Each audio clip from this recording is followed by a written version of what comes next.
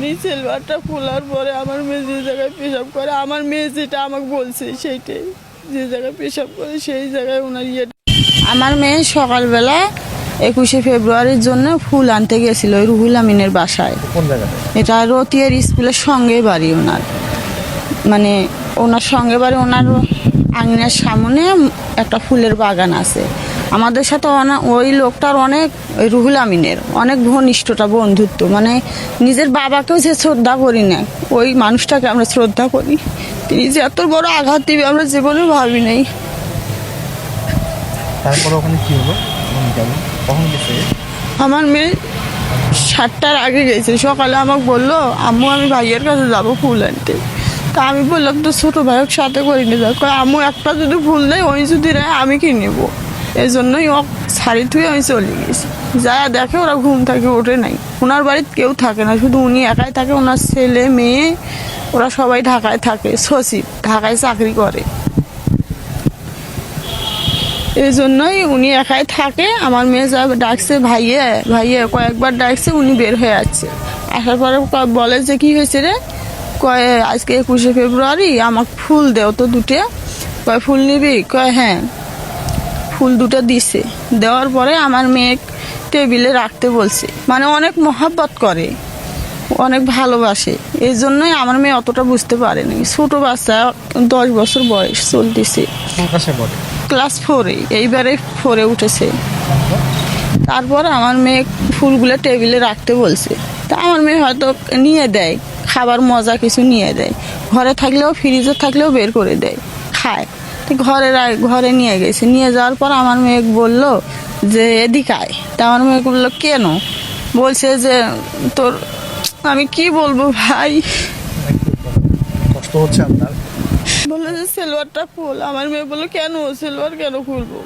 যখন বলছে আমার মেয়ের মুখটা চাপি ধরে কই কিছু নয়। তা আমার মেয়ে ভয়ে আর কথা বলতে পারেনি। ওর আপু ওনার ভাইয়ের বাসায় গরুর ফার্ম আছে, সেই বাসার মধ্যে কাজ করে। সেই সাহসে আমার মেয়ে ওখানে যাতায়াত করে, আমরাও যাতায়াত করি। তারপরে আমার মেয়ে উনি সিলভারটা খোলার পরে আমার মেয়ে যে জায়গায় পেশাব করে, আমার মেয়ে যেটা আমাকে বলছে সেইটাই, যে জায়গায় পেশাব করে সেই জায়গায় ওনার ইয়েটা দিছে। দেওয়ার পরে চাপ দিছে। আমার মেয়ে চিৎকার করার মতো হয়েছে, আমার মেয়ের মুখটা চাপি ধরছে। তখন আমার মেয়ে ছোটাছুটি করছে, মানে জোর জবরদস্তি তো করছে। তখন আবার মসজিদে উনি নামাজ পড়তে যায় না। এই জন্যই আজকে শুক্রবার মসজিদে আলাপ আলোচনা হয়েছে যে যারা যারা মসজিদে আসে না তাদেরকে আমরা মসজিদের নামাজের দাওয়াত দেব। ওনার বাড়িতে 10-12 জন লোক গেছে। যাওয়ার পরে উনি জানলা দিয়ে দেখছে লোকগুলো। দেখার পরে আমার মেয়ে ছাড়ি দিচ্ছে। কি সুন্দর, মানে প্যান্টটা পরাইছে, যে গোল জামা তো প্যান্টটা পরাইছে, ভালোভাবে পরতেও পারে নাই। আমার মেয়ে ফুল নিয়ে তাড়াতাড়ি ওখান থেকে চলে আসি, কান্না করতেছে আর আমাকে বলতেছে, কাঁপতেছে আমার মেয়ে। বলছে আম্মু আমি কৃষক গেলাম ফুল আনবে, আমি কৃষক গেলে ফুল আনবে, ভাইয়া আমার সঙ্গে ঘরত নিয়ে যাবে, আমার প্যান্ট খুলে এলে কি করছে, আমার সেলোয়ার শেষ হয়েছিল কিভাবে বার হলো, আমার মেয়ে সব বলছে। তখন আমার বড় যা ছিল, আমার বড় যাকে আমি বলছি যে ভাবি দেখেন তো আমার মেয়ে কি বলতেছে, আমার গায়ে কোনো বল শক্তি কিছু নাই, আল্লাহ এদিন দেখার জন্য আমাকে বাঁচাতে দিলেন, আল্লাহ আল্লাহ আমি এটার বিচার চাই।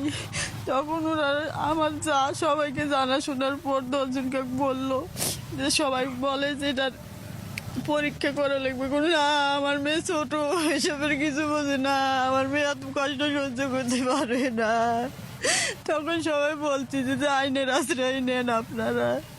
আমরা যখন আইনের আশ্রয় নিতে যাচ্ছিলাম তখন ওনাদের ভাই ভাতিজা ভাই ওই রুহুল আমিনের, কি করে উনি জমিন মাফামাফি করে, আমিন আর কি। তখন ওনার ভাই ভাতিজা সবাই আমাদেরকে অটো ভ্যান নিয়ে যাচ্ছিলাম গ্রামের মধ্যে, সিএনজি পাইনি, অটো ভ্যান নিয়ে যাচ্ছিলাম। ওনারা আমাদেরকে আটক দিচ্ছে, বলে না এটা কিছুই হয় না, এটা কোনো ঘটনায় না, এসব বলে আমাদেরকে ধামাচাপা দেওয়ার চেষ্টা করছে। আমাদের বাড়িতে অনেক লোক, মানুষ মান সম্মান তো আমাদের কিছুই নাই। একা আল্লাহর উপর ভরসা, যাদেরকে বিশ্বাস করছিলাম তারাও আমাদের সামনেই আমাদের প্রমাণ দিয়ে দিচ্ছে। আমার মেয়ে যখন আবার ওই পাশ থাকি নামিয়ে আবার অন্য রাস্তা দিয়ে যাইছিলাম, তখন আবার ওই রাস্তার মধ্যে ওরা খোঁজ পায়, ওরা চলে গেছে। তখন আমরা যে বললাম, আমার দেবর আছে, ওকে বললাম যে এটার ব্যবস্থা করো। 999 ফোন দেওয়ার পরে পুলিশ গেছে থানা থেকে। যাওয়ার পরে উনি জিজ্ঞাসাবাদ করলেন, যে সেলোয়ারটা আছে সেই সেলোয়ারটা দেখলেন। দেখার পরে উনি আমার মেয়ের মুখে সব শুনে উনি আমাদেরকে ওনাদের সঙ্গে আমাদেরকে মিঠাপুকুর থানায় নিয়ে এসেছে। নিয়ে আসার পর ওখানে 2 জন মহিলা পুলিশ দেখেছে, দেখে বলে না হয়েছে কাজ।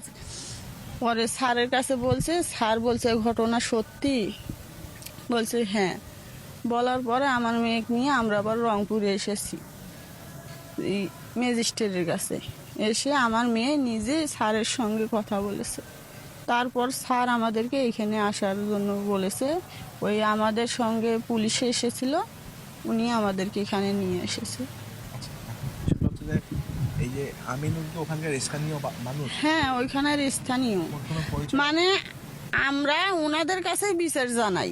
আমাদের কোনো সমস্যা হলে আমরা ওনাদের কাছে বিচার জানাই, কিন্তু উনি যে এত বড় কাজ করবে আল্লাহর কাছে জীবনেও এই আশাটা করিনি। ওদের পরিবার থাকে না কেন? ওনার পরিবারের মেয়ে লেখাপড়া করায়, ছেলে সচিব হয়েছে, মা বাবাকে এখানে রাখে না। উনি মেয়ে আমিন, এই জন্যই যখন ধান কাটা হয় তখন উনি আসে জমি মারতে। আপনারা এখন কি চাচ্ছেন? আমরা বিচার চাই, আমাদের মান সম্মান সব কিছুই তো শেষ। আমার একটা মেয়ে, আমার 10টা না 5টা না, আমার একটা মেয়ে, আমার মেয়ের আমি বিচার চাই। এটাই আমি যেমন করছে এই কাজটা করছি, এই কাজটা আমার বলার মতো ভাষা আর নাই। আমি এটার বিচার চাই। আমার মেয়ে সকাল থেকে মেয়ে আসো, আমার সব সময় খাইছে মেয়ে, আমার সকাল থেকে কিছু খায় নাই। এখন একটু ভাত তুলি খাওয়াইতে যাচ্ছি, মেয়ে সর্দি টপ টপে পানি পড়তেছে। আমি মা হয়ে আমার সহ্য করি এটা। আমি এটার একটা বিচার চাই, এটার একটা বিচার চাই। ওরা অনেক লোক পাঠাইছে থানাতে মীমাংসা হওয়ার, আমি কি মীমাংসা হবো? ওরা বলে টাকার কথা, আমি টাকা কি করি? আমার মেয়ের মান জন্ম শেষ, আমি টাকা কি করি? আমার টাকা চাই না, আমার মেয়ের আমি বিচার চাই। এই কষ্ট কেমন করে আমার মেয়ে সহ্য করবে? আমার মেয়ে বলে আম্মু এলে করলে কি হয়, বলে এলে করলে কি হয়? আমার সাথে অঙ্ক করলো কি? আমার স্কুলের ছাত্রছাত্রীরা আছে, আমাকে এলে কি কইবে? আমি এলে কি করবো? সবাই এলে আমার কি ভাববে?